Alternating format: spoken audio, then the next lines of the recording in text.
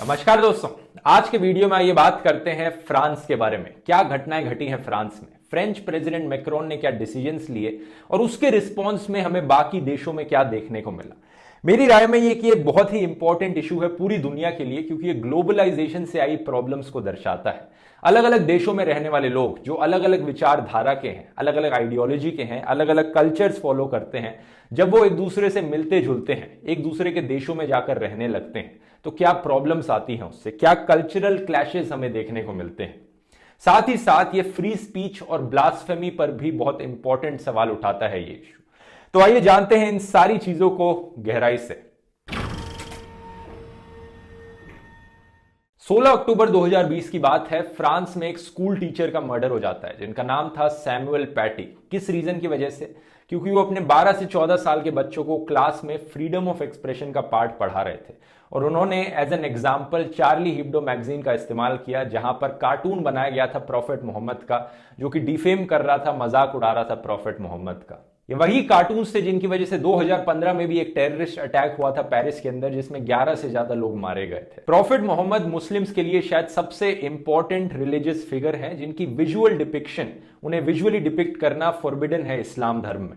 Charlie Hebdo magazine के द्वारा बनाया गया कार्टून ना सिर्फ प्रॉफेट मोहम्मद को विजुअली डिपिक्ट करता है, बल्कि उन्हें एक टर्बन पहने हुए दिखाता है जो बॉम्ब की शेप में है, जिस पर एक फ्यूज जल रहा है। तो कई लोगों का मानना है कि ये इस्लाम धर्म को भी डिफेम करता है, उसे टेररिज्म से रिलेट करता है। 2 सितंबर 2020 को 2015 के इस अटैक का ट्रायल शुरू होता है और 25 सितंबर को एक और हमला होता है चार्ली हिब्डो के पुराने पेरिस ऑफिस के सामने, क्योंकि 2015 के अटैक के बाद चार्ली हिब्डो ने अपनी ऑफिस की लोकेशन बदल ली थी और अभी एक सीक्रेट लोकेशन से ऑपरेट करते हैं। लेकिन जहां पर उनका पहले ऑफिस था वहां पर एक और हमला होता है जहां पर 2 लोग इंजर्ड हो जाते हैं और उसके बाद 16 अक्टूबर को यहां पर यह स्कूल टीचर का मर्डर होता है। यह मर्डर किया जाता है अब्दुल्लाह नामक एक लड़के के द्वारा, जो कि सिर्फ एक 18 साल का रेफ्यूजी था चेकनिया से। चेकनिया एक ऑटोनोमस स्टेट है रशिया के साउथ में, लेकिन रशिया का ही पार्ट है। तो इसकी फैमिली रशिया से फ्रांस में आई थी एज ए रेफ्यूजी जब ये 6 साल का था और उसके बाद ये जो मर्डरर है ये वहीं पर ग्रो अप किया था फ्रांस में ही। इसका मानना था कि इसने प्रॉफेट मोहम्मद के बिहाफ पे रिवेंज ले ली है टीचर का मर्डर करके, क्योंकि टीचर ने डिफेम किया था प्रॉफेट मोहम्मद को और इसने बाद में ये चीज ट्विटर पर भी पोस्ट करी कि देखो मैंने यहां पर रिवेंज ले ली है। तो क्लियरली इस मर्डर के पीछे रीजन रिलीजियस एक्सट्रीमिज्म था। फ्रेंच प्रेसिडेंट मैक्रोन ने रिस्पांस में लीगियन ऑफ ऑनर दिया टीचर को जिनकी मौत हो गई थी, जो कि हाईएस्ट सिविलियन अवार्ड है फ्रांस में दिया जा सकता है। उनका कहना था कि ये जो अटैक है ये ना सिर्फ एक इंसान पर किया गया है बल्कि फ्रेंच रिपब्लिक और फ्रेंच की वैल्यूज पर किया जा रहा है। इस्लामिस्ट सेपरेटिज्म शब्द का ये इस्तेमाल करते हैं और कहते हैं कि देश में रहने वाले मुस्लिम्स को यहां पर सेपरेट करने की कोशिश की जा रही है, रेडिकलाइज करने की कोशिश की जा रही है और ये पूरी कोशिश करेंगे कि एक फ्रेंच वर्जन ऑफ इस्लाम बना सके जहां पर फ्रांस में रहने वाले मुस्लिम सिटीजन्स को और ज्यादा अच्छे से इंटीग्रेट किया जा सके with the French way of living. Macron कुछ और रिफॉर्म्स पास करते हैं इस रिलीजियस एक्सट्रीमिज्म को कम करने के लिए। ये कहते हैं कि फॉरेन ट्रेन्ड इमाम्स को फ्रांस में प्रीच करने से बैन किया जाएगा और सारे इमाम्स जो भी मस्जिदों में प्रीच करते हैं रिलीजन को, उन्हें एक सर्टिफिकेशन लेना पड़ेगा देश से। और ज्यादा सर्वेलेंस करी जाएगी उन एसोसिएशंस पे या फिर उन इंडिविजुअल्स पे जिन्हें ये सस्पेक्ट करते हैं कि वो इस रिलीजियस एक्सट्रीमिस्ट आइडियोलॉजी को फॉलो करते होंगे। और फ्रांस ने यह भी कहा कि दिसंबर में एक ऐसा बिल लाएंगे जो कि 1905 के इनके पुराने लॉ को और भी ज्यादा स्ट्रांग बना देगा, जो लॉ ऑफिशियली सेपरेट करता है रिलीजन को गवर्नमेंट से, स्टेट से। तो रिलीजन को और भी ज्यादा सेपरेट करने की कोशिश करी जाएगी पब्लिक लाइफ से, एजुकेशन से, सरकार से। हालांकि फ्रांस ऑलरेडी एक ऐसी कंट्री है जहां पर रिलीजन को बहुत दूर रखा गया है गवर्नमेंट की फंक्शनिंग से। इनफैक्ट ये one of the first countries थी दुनिया में जिसने डेमोक्रेसी लाई थी अपने देश में, सेक्युलरिज्म की प्रिंसिपल्स इंप्लीमेंट करी थी, यहां तक कि ब्लास्फेमी लॉ भी हटाया था। ब्लास्फेमी मोटे मोटे तौर पे होता है दोस्तों किसी भी धर्म का, किसी भी धर्म के भगवान का या धर्म से एसोसिएटेड किसी भी सेक्रेड चीज का मजाक उड़ाना, उन्हें गाली देना या फिर उन्हें डिफेम करना। अब ये करने पर कई अरब देशों में आपको फांसी भी हो सकती है। ब्लास्फेमी करना कई अरब देशों में डेथ सेंटेंस दे सकता है आपको।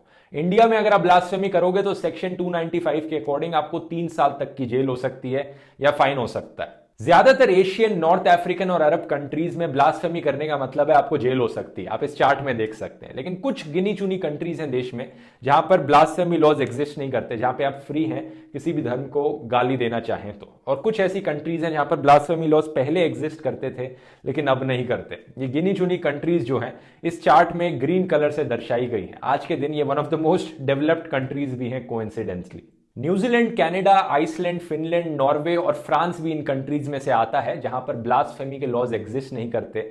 आपको फ्रीडम है किसी भी धर्म को गाली देने का। इनफैक्ट अगर हम ज्यादातर यूरोपियन कंट्रीज की बात करें जैसे कि जर्मनी, वहां पर ऑन पेपर लॉ जरूर एग्जिस्ट करते हैं ब्लास्फेमी के कि आपको जेल हो सकती है अगर आप किसी धर्म का मजाक उड़ाओगे तो, लेकिन वो इंप्लीमेंट नहीं किए जाते, ग्राउंड पर वो इंप्लीमेंट नहीं होते हैं, तो सिर्फ ऑन पेपर एग्जिस्ट करते हैं वो। फ्रांस जैसे देशों में तो सरकार इनफैक्ट इस हद तक भी जाती है कि जो लोग ब्लास्फेमी कर रहे हैं उनके फ्रीडम को प्रोटेक्ट किया जाए। फ्रेंच प्रेसिडेंट मैक्रोन ने इसी की बात करी थी। प्रॉफिट मोहम्मद के खिलाफ कार्टून बनाना एक ब्लास्फेमी है और इनके हिसाब से इस ब्लास्फेमी के राइट को वो फ्रीडम ऑफ स्पीच मानते हैं, फ्रीडम ऑफ एक्सप्रेशन मानते हैं, जिसे वो प्रोटेक्ट करने की बात करते हैं। जब वो फ्रेंच वैल्यूज की बात कर रहे थे तो वो इसी वैल्यू की बात करते हैं।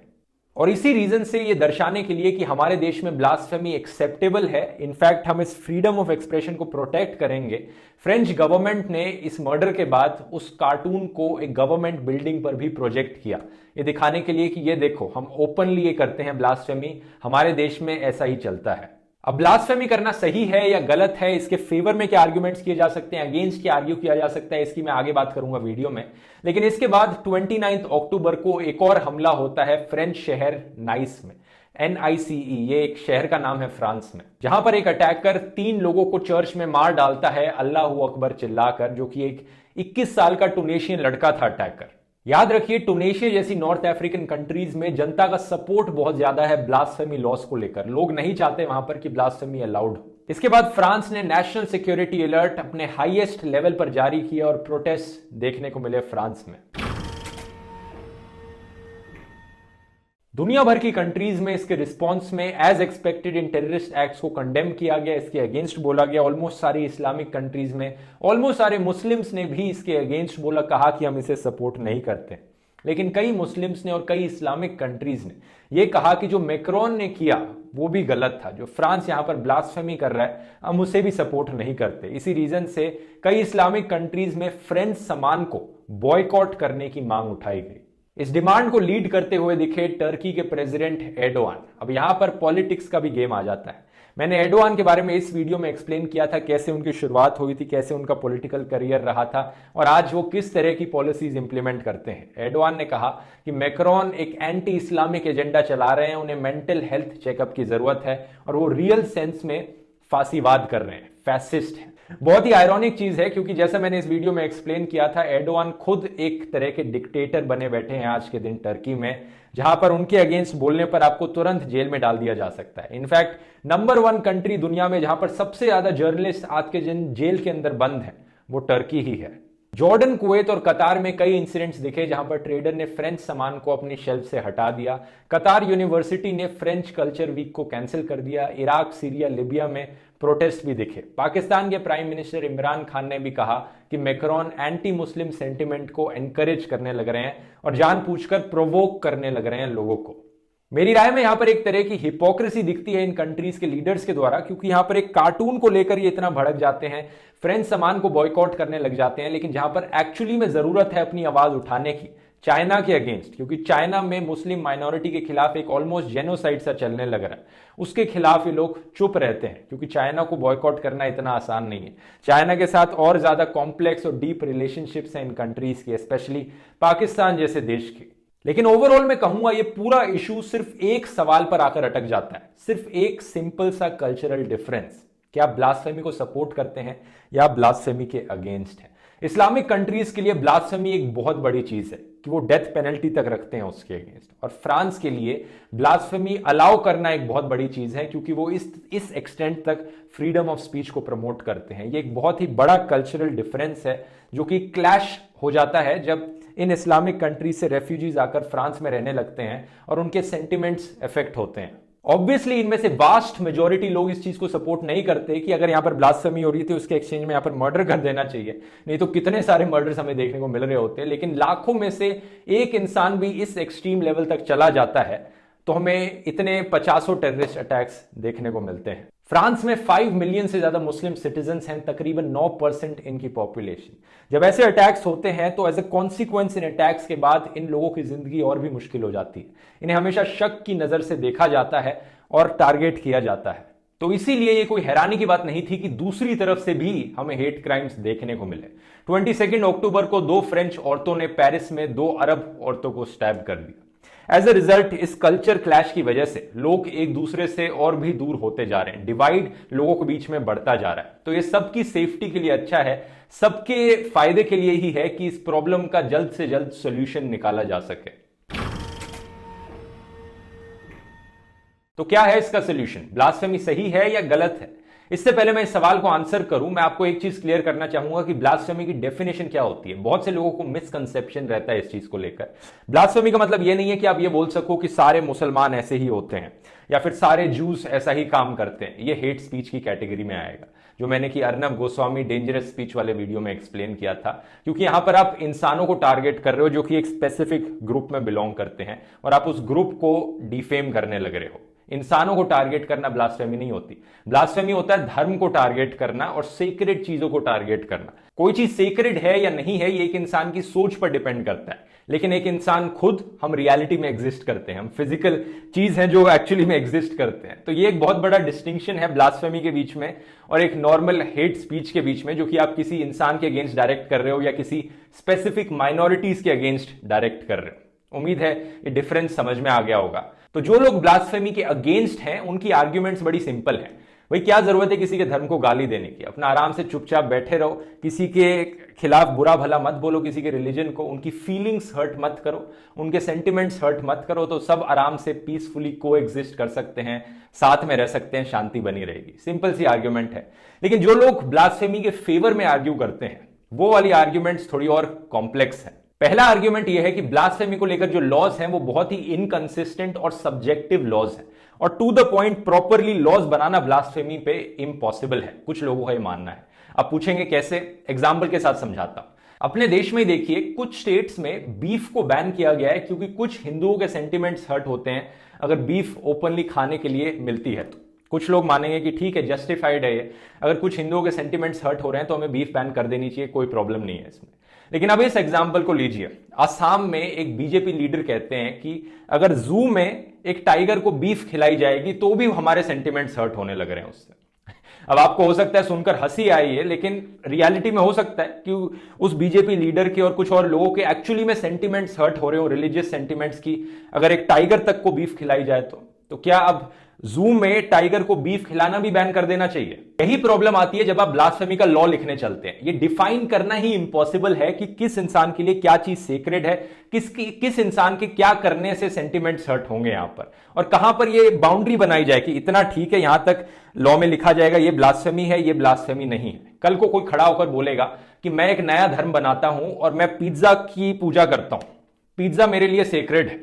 कोई भी कल को पिज्जा को गाली देगा, पिज्जा को इंसल्ट करेगा तो मेरे सेंटिमेंट्स हर्ट हो जाएंगे, वो तो जेल के अंदर बंद होना चाहिए। प्रॉब्लम्स और भी ज्यादा कॉम्प्लिकेटेड तब हो जाएंगी जब एक धर्म के लिए ये करना सेक्रेड होगा, दूसरे धर्म के लिए ये करना सेक्रेड नहीं होगा, तो एक फिर से कल्चरल क्लैश हमें देखने को मिलेगा। दूसरा आर्ग्यूमेंट है कि बिना किसी धर्म को इंसल्ट करे प्रोग्रेस करना पॉसिबल नहीं है, क्योंकि बहुत से धर्म क्रिटिसिज्म को इंसल्ट की तरह लेते हैं। मान लीजिए राजा राममोहन रॉय, जिनका एक बहुत बड़ा हाथ रहा था सती को बैन कराने में, हमारे देश के बहुत जाने माने रेवोल्यूशनरी रहे थे। अगर वो सती को क्रिटिसाइज करने चलते और तब उन्हें लोग कहते कि ये क्या कर रहे हो, ये तो ब्लास्फेमी है, हमारे धर्म को क्रिटिसाइज कर रहे हो, ये हमारा धर्म है, और जेल के अंदर उन्हें डाल दिया जाता, तो क्या आज के दिन सती बैन हो पाती? ऐसी बहुत सी चीजें हैं जिसे टाइम के साथ साथ बदलना पड़ता है, धर्म को भी अपने आप को बदलना पड़ता है, जो कि पॉसिबल नहीं है अगर हर चीज ब्लास्फेमस हो जाएगी तो। तीसरा आर्ग्यूमेंट, जिन देशों में ब्लास्फेमी का लॉ है वहां पर कम्युनल वायलेंस और मॉब वायलेंस कहीं ज्यादा देखने को मिलता है एज कंपेयर टू उन देशों में जहां पर ब्लास्फेमी का लॉ नहीं है। 2009 का ही एग्जांपल ले लीजिए, जहां पर पाकिस्तान में मुसलमानों के मॉब ने कुछ क्रिश्चियंस को लिंच कर दिया था सिर्फ इस रीजन से क्योंकि रूमर्स थे कि उन्होंने कुरान को जलाया था। ऑब्वियसली बाद में पता चला कि वो रूमर सही नहीं थे, लेकिन मान लीजिए यहां पर लोगों को ब्लास्फेमी से अगर कोई प्रॉब्लम नहीं होती तो क्या ये क्राइम होता? नहीं होता ये क्राइम। चौथा रीजन, बहुत से देशों में ब्लास्फेमी लॉज को एज एन एक्सक्यूज भी इस्तेमाल किया जाता है वहां रहने वाली माइनॉरिटीज पर अत्याचार करने के लिए। इंडिया में ही देख लीजिए, यहां पर बीफ को लेकर कितने क्राइम्स हमें देखने को मिले हैं, जहां पर विजिलेंटीज खड़े होकर मुसलमानों को मारते हैं क्योंकि सस्पेक्ट किया जाता है कि वो बीफ कैरी कर रहे थे। सिमिलरली बहुत सी इस्लामिक कंट्रीज में अहमदिया मुस्लिम्स माइनॉरिटीज में है और बाकी सेक्ट्स के मुस्लिम्स उनकी एग्जिस्टेंस को ही ब्लास्फेमस कंसिडर करते हैं। उनकी जो बिलीफ्स हैं और जो प्रैक्टिसेस हैं वो बाकी मुस्लिम्स के साथ नहीं बैठती, तो उन्हें ब्लास्फेमी कंसिडर किया जाता है, जिसकी वजह से उन पर अत्याचार होते हैं। अब यहां मैं आपसे पूछना चाहूंगा दोस्तों, आपकी क्या आर्ग्यूमेंट्स हैं ब्लास्फेमी के फेवर में या अगेंस्ट में? नीचे कमेंट्स में लिखकर बताइए, आप इसे सपोर्ट करते हैं, आप इसके अगेंस्ट हैं, और क्या आर्ग्यूमेंट्स हैं आपकी। रिगार्डलेस, चाहे आप इसे सपोर्ट करें चाहे आप इसके अगेंस्ट हो, इस पूरी प्रॉब्लम का मेरी राय में एक ही सोल्यूशन है, और वो सिंपल सा सोल्यूशन ये है कि जिस देश में आप हो उस देश के लॉज मानो। अगर फ्रांस में ब्लास्फेमी अलाउड है तो आपको ये टॉलरेट करना सीखना पड़ेगा, एक्सेप्ट करना पड़ेगा। अगर अरब देशों में ब्लास्फेमी एक डेथ सेंटेंस हो सकता है तो आपको उसकी रिस्पेक्ट करनी पड़ेगी, आपको उसे टॉलरेट करना पड़ेगा। At the same time of course आपको पूरा राइट है अपना प्रोटेस्ट जताने का पीसफुली कि आप इसके अगेंस्ट हैं। ऐसी कई जगहों पर देखने को भी मिला कि मैक्रोन के पोस्टर्स लोगों ने सड़कों पर लगा रखे थे डिसरिस्पेक्ट जताने के लिए कि देखो मैक्रोन के कितने अगेंस्ट हैं, उसको पसंद नहीं करते, इंसल्ट करने के लिए मैक्रोन को। लेकिन मैं इसे भी गलत नहीं मानता, अगर आप मैक्रोन को पसंद नहीं करते तो ये आपकी फ्रीडम ऑफ स्पीच है कि आप उनके अगेंस्ट बोलें। उम्मीद करता हूं इस वीडियो ने आपके कई डाउट्स क्लियर किए होंगे, आपने चीजों को और गहराई से जाना होगा। अगर पसंद आया तो इस वीडियो को शेयर कीजिए दोस्तों, और अगर ऐसे ही और वीडियोस आप देखना चाहते हैं आप मुझे सपोर्ट कर सकते हैं patreon.com/ध्रुव पर, या यूट्यूब पे मेंबर बन के ज्वाइन बटन क्लिक करके, ताकि ऐसे ही और वीडियोस में बनाते रहूं और आपको एक्सचेंज में कई चीजें मिलेंगी वहां पर अगर आप ज्वाइन करेंगे तो, जैसे कि व्हाट्सएप ग्रुप्स और मंथली गूगल हैंगआउट्स। तो चलिए मिलते हैं फिर अगले वीडियो में। बहुत बहुत धन्यवाद।